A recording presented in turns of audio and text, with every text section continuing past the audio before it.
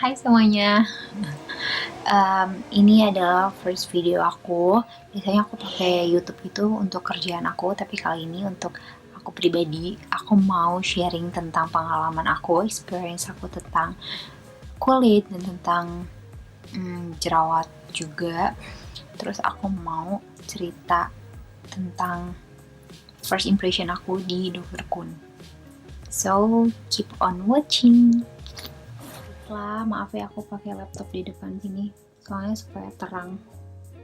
Nah, jadi kemarin aku tuh ke Dokter Kun dan um, sebelum aku ke Dokter Kun, aku memang sudah perawatan di klinik kecantikan yang lain. Nah, aku udah singkat cerita, aku udah 1 tahun pakai produk dari klinik itu dan cocok-cocok aja. Sampai akhirnya Februari 2019 mulai ada problem, muncul beruntusan di pipi. Lumayan dari sedikit kecil lama-lama jadi banyak. Akhirnya karena aku awalnya aku diemin, terus juga kok kayaknya lama-lama makin nambah terus ya gitu. Akhirnya aku konsultasi, tanya kenapa, ya udah aku ikutin. Dokternya kasih obat, dokternya kasih vitamin juga, ada yang aku dikasih vitamin gitu-gitu, aku diganti krimnya, terus aku disaranin untuk facial, bahkan sampai aku melakukan laser. Aku melakukan laser CO2 atau laser CO2. Aku nggak akan sebutin di mana aku treatment, aku tidak mau menjelekkan karena memang for honestly tempat itu bagus banget, semuanya bagus banget, dan aku dari awal pun aku memang bagus banget di sana dan gak ada problem sama sekali. Cuma 1 tahun ke belakang ini memang ada problem. Oke. Karena udah mulai masalah timbul dan beruntusan aku, jerawat aku, beruntusan kecil-kecil gitu di pipi aja. Kalau mungkin dari jauh nggak kelihatan, cuma kalau dari deket itu kelihatan banget dan menurut aku sangat mengganggu aku. Akhirnya aku sempat, bukan pindah sih, aku sempat coba ke klinik lain. Ya, ini juga salah satu klinik yang lumayan terkenal juga di Jakarta dan sekitarnya. Kalau dia ada dokter spesialis kulitnya, dokter SPKK. Di klinik aku sebelumnya juga ada sih, cuma memang aku tidak di dokter SPKK-nya. Klinik selanjutnya memang dia konsultasinya bayar dan agak sedikit lebih mahal dari klinik aku sebelumnya. Tapi aku memang tidak melanjutkan untuk pakai si krim dan lain-lainnya, jadi aku cuma konsul aja. Tapi memang ya udahlah, aku datang terus beli krimnya juga karena setelah konsul. Seperti itu, buang-buang uang banget sih sebenarnya. Cuma karena aku anaknya nggak sabaran banget, terus yaudah. Akhirnya singkat cerita lagi, aku balik lagi ke dokter aku yang lama, klinik aku. Tapi di klinik aku pindah ke dokter spesialis kulitnya. Memang situ ada dokter spesialis kulitnya. Aku pindah ke dokter SPKK-nya. Aku diberikan resep lain-lain, dikasih wejangan, kemudian aku dikasih sama dokternya itu buat minum juga. Ternyata obat itu isotretinoin.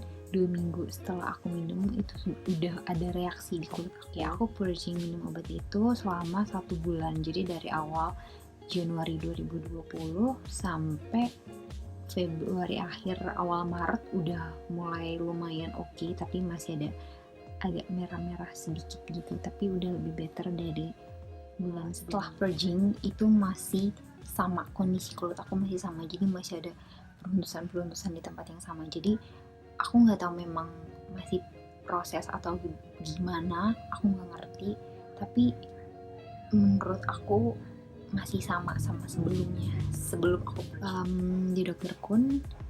Memang tidak boleh dan diharamkan untuk melakukan facial. Pas pertama kali aku datang, dokter Kun bilang kalau kulit kamu udah bolong. Aku shock banget. Kulit aku udah bolong katanya, tapi masih insya Allah bisa disembuhin gitu. Ya, aku udah dibilang aku dokter kun susah.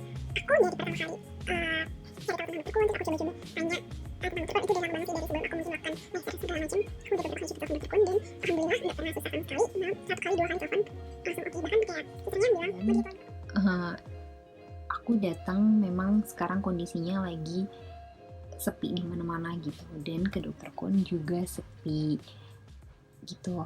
Biasanya yang setiap datang ke sana tuh masuk konsul tuh bisa beberapa orang gitu katanya, tapi kemarin aku cuma dua orang, jadi ada satu pasien lain gitu.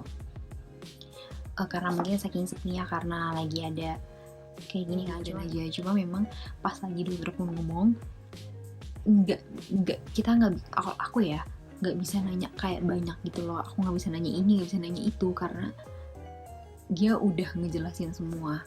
Aku sempat nanya, dia bilang kalau nggak ada pantangan apapun, boleh make up, terus juga boleh pakai cleanser apapun, nggak harus dari yang dia punya gitu.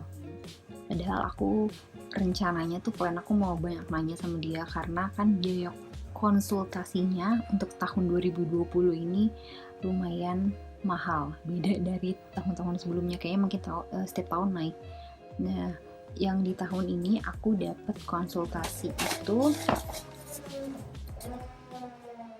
oke guys, kalau berisik soalnya lagi ada yang ngelas di bawah.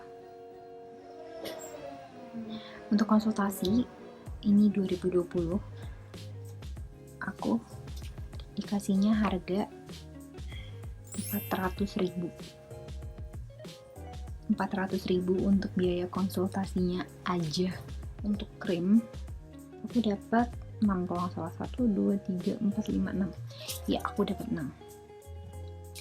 Aku dapat krim jerawat 2, krim jerawat 3, krim spesial 3, terus krim pemutih 1, obat jerawat dan sunblock. Tapi aku juga diresepin sama dokter kun antibiotik.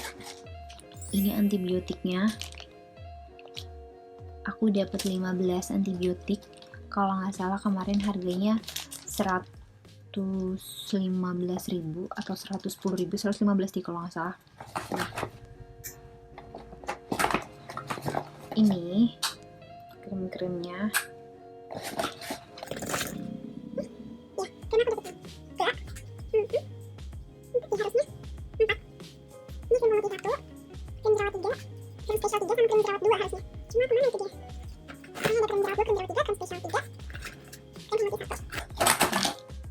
Ini dia yang katanya obat dewanya. Nah, aku belum minum ini. Dia warnanya hitam gitu, kotak tumpah. Pokoknya dia warnanya gelap banget hitamnya. Untuk obat jerawatnya 30 butir 220.000 kalau nggak salah. Nanti akan aku taruh di description box kalau enggak. Sebenarnya harga krimnya dan lain-lain itu sebenarnya harganya nggak mahal, sama aja sama klinik-klinik kecantikan biasanya gitu, karena di tempat malah harganya mahalan di klinik aku. Jadi dia yang mahal memang konsultasinya aja sih. Kalau untuk obat jerawatnya menurut aku standar, kan dokter kulit atau ke klinik ini mudah-mudahan yang terakhir. Aku benar-benar berharap banget dokter kun bisa membantu aku, bisa menyembuhkan keluhan aku gitu. Kalau kalian punya pengalaman yang sama aku tentang jerawat, tentang kulit, atau kalian ada pernah ke dokter kun sebelumnya, ada hal yang aku nggak tahu mungkin, atau belum aku tahu atau belum paham, kalian boleh komen di bawah. Aku sama mau tanya, untuk pengguna yang pernah ke dokter kun untuk penggunaan krim jerawatnya 2 dan 3 itu kalian dioles atau ditotol? Tolong komen di bawah ya. Itu segitu aja video dari aku. Semoga kita semua yang acne fighter semoga disembuhkan dari segala masalah ini, dari segala rupa jerawat ini. Oke, see you on my next video. Aku nanti akan buat